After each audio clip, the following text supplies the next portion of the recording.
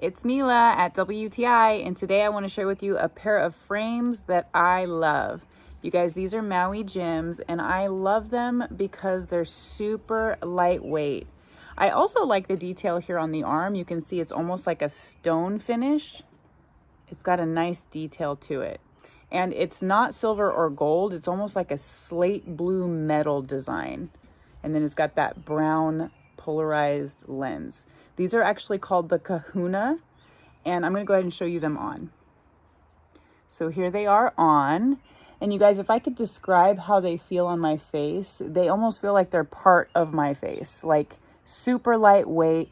Those nose pads here really provide a lot of comfort, and they're adjustable. So if you need them to sit higher on the face, you absolutely can do so.